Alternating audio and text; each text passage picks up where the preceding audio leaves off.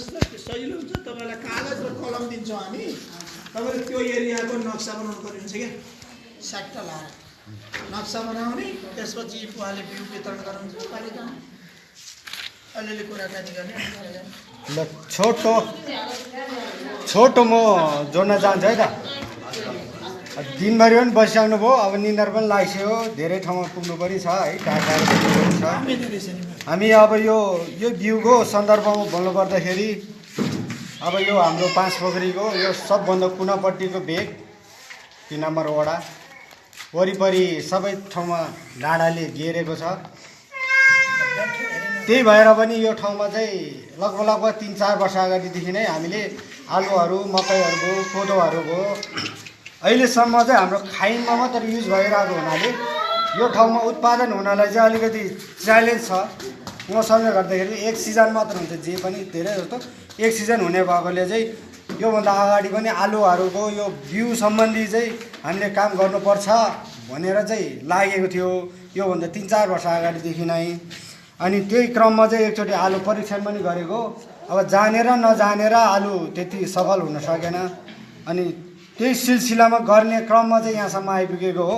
अनि हामीले त्यही सिलसिलामा जैविक विषादीहरूको कुरा आयो, अब हामीले प्र्याक्टिकल गर्नुपर्ने थियो। अब प्र्याक्टिकल सायद अर्कोचोटि गर्छ हामी।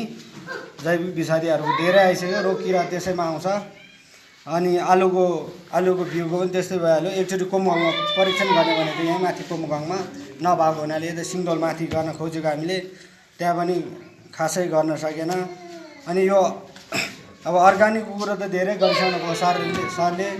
हामीले योभन्दा अगाडि पनि त्यसै गरी ट्रेनिङ गरेर सरले भनिसक्नु भयो 46 जना अगाडिको छ। अनि तपाईँहरू मिलाएर अनि त्यसपछि अब चाहिँ सिँगै वडा चाहिँ घोषणा गर्ने भनेर हामी लागेका छौँ। यो 1 गते गर्ने भनेको यो 1 गते अलिक नभ्याउने कुरा तयारी भएको छ। तयारीले गर्दाखेरि अलिकति ढिलो हुने भयो। हाम्रो 15-16 पुग्छ होला नि सर, 20-25सम्म पुग्छ होला। सिँगै वडा गर्नका लागि चाहिँ तपाईँ हामीले यसै गरी केही न केही नबुझिकन एकैचोटि अब घोषणा गर्न नसक्ने भएको हुनाले चाहिँ हामीले अलिक ढिलो सारेको छौँ। अनि त्यसपछि यो अर्ग्यानिकको कुरोमा चाहिँ अब योभन्दा अगाडिको कार्यपालिकाले चाहिँ काठमाडौँसम्मको दुवानी प्लस काठमाडौँमा स्टल राख्नलाई पनि उहाँहरूले अफर दिनुभएको थियो फ्रीमा। दुवानी पनि फ्री, काठमाडौँमा स्टोर राख्न लागि पनि उहाँहरूले सहुलियत दरमा दिनुभएको थियो।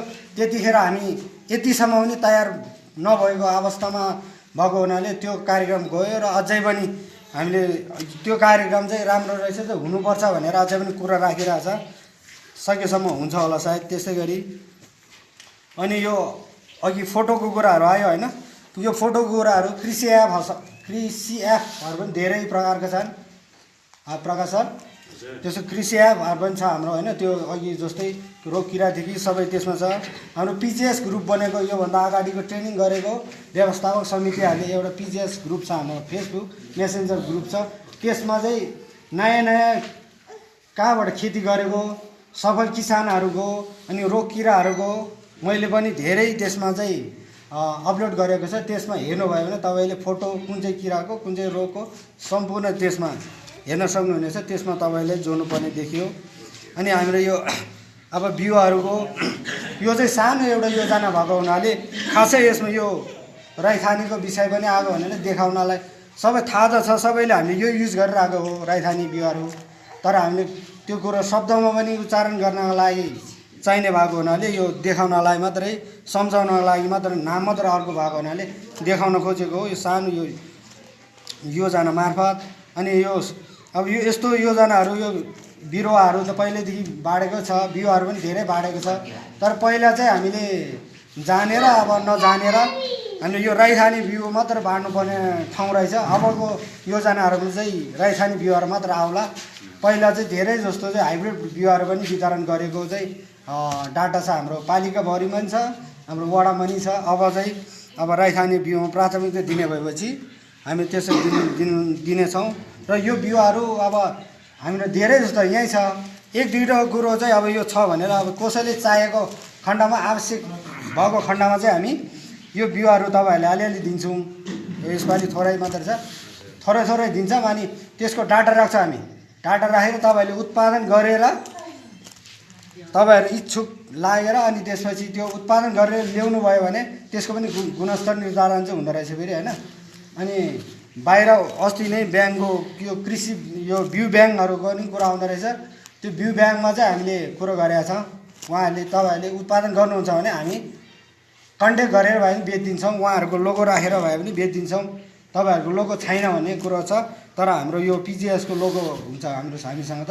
यदि हो कि उत्पादन मात्र गर्नु पर्यो। अनि त्यसपछि सरको रामजी सरको पनि नम्बर हुन्छ, मेरो पनि नम्बर हुन्छ। तपाईँहरूलाई यो कृषिको कुनै पनि योजनाहरूमा अप्ठ्यारो परेमा सोध्नु परेको खण्डमा चाहिँ हाम्रो नम्बरहरूमा कन्ट्याक्ट गर्न सक्नुहुनेछ।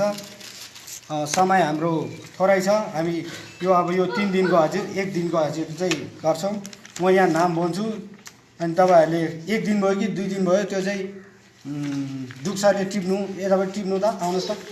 म यो नाम भन्छु अनि 1 दिन भएको 1 दिन भन्नु, 2 दिन भएको 2 दिन भन्नु, 3 दिन भएको चाहिँ फेरि भोलिदेखि तपाईँहरूको सक्यो होइन। यो पहिलो चरणको तालिम सक्यो 3 दिन भएको चाहिँ। तर 2 दिन भएको चाहिँ भोलि आउनु, अनि त्यसै 1 दिन भएको चाहिँ पर्सि पनि आउनु होइन, त्यस्तो छ। अनि त्यसपछि त्यही अनुसार म नाम भन्छु है त।